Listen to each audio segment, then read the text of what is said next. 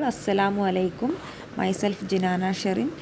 As a part of my B.Ed course, here I am doing a small presentation on the topic Elements of Communication. The paper code is 4002. So here my topic is Elements of Communication.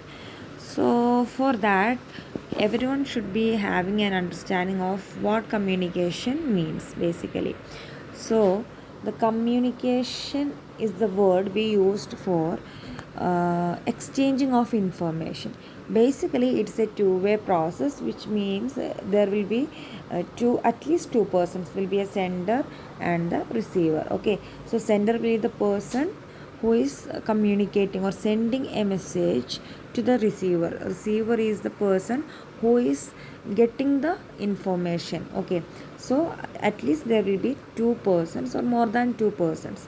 So we can say that communication is the process of exchanging information or any facts between two persons or two groups or more than two groups. Okay, so it's a two-way process and it involves the person who is sending the message and also the receiver who is getting the message. And here I am going to explain how communication elements of communication works. Okay, so here we have the sender as a first sorry so here we have sender as the first person. Okay, so what he will be communicating, anything, maybe it is in written form or oral form, that we call the information we call as message, and to whom he is sending the message, that is known as receiver. So here the communication is happening between the sender and the receiver. What he is communicating, that is message. So the process means what all things comes between the sender and the receiver, that is explaining here. So how the sender is sending the message to the receiver through encoding the message, means he is changing that message to a proper format so that the he can exchange information in a proper format. Okay, so for example, if we having a rough data, we can't get the meaning completely, so we should organize it in a proper format. So encoding is that only, he is arranging the data into a proper code language. And how the receiver will be getting that information in the proper manner, he will decode that message, then only he can get that knowledge or that meaning of the communication in a complete way.